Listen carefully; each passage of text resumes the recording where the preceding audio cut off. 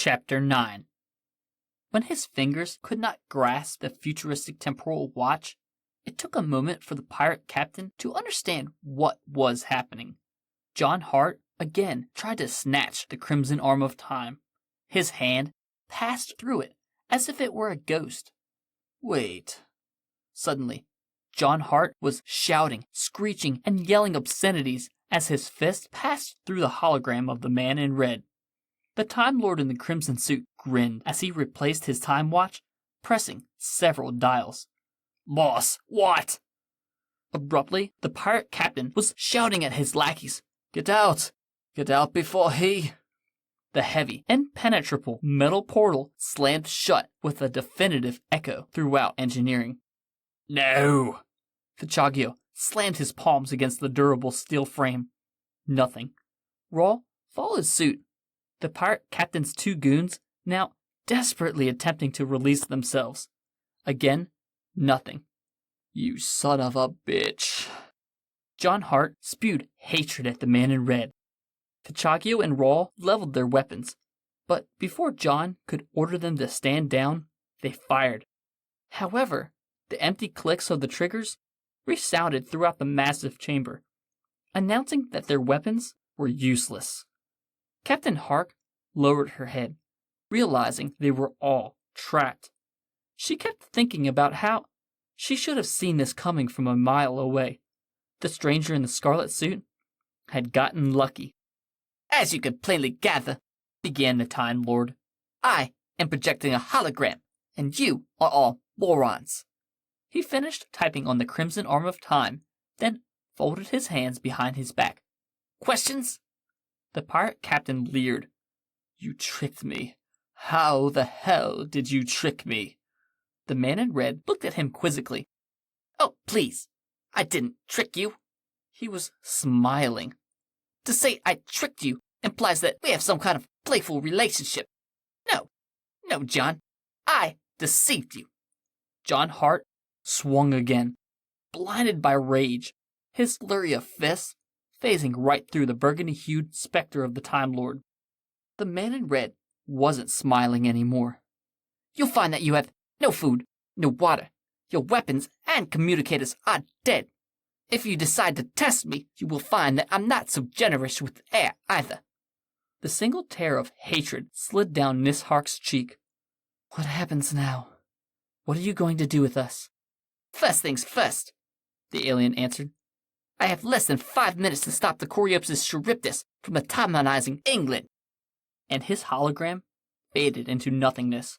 The last statement that the space criminals could hear was, Then I'm taking you to the Shadow Proclamation.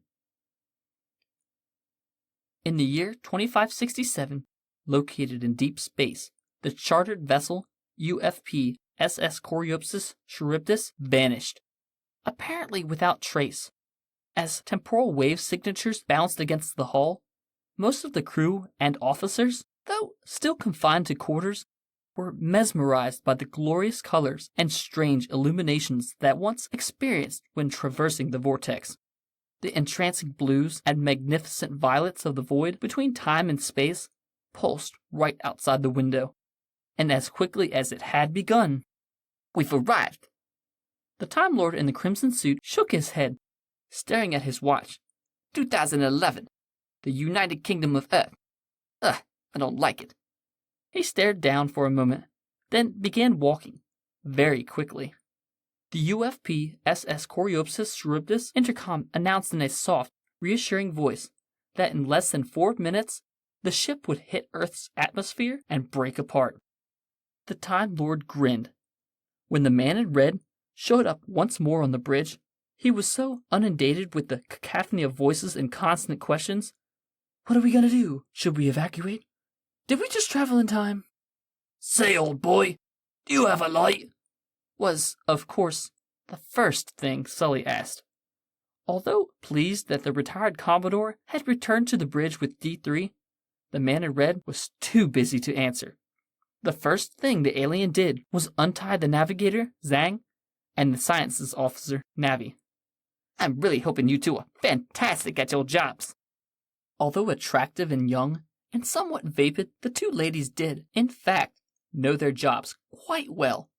As they took their stations, they performed stunningly fast typing procedures, while Stu finished untying Werlich. The security officer growled, "Traitor!" then attempted to attack the young chief engineer. Sully stepped in between the two. "That's enough, lads," he shouted.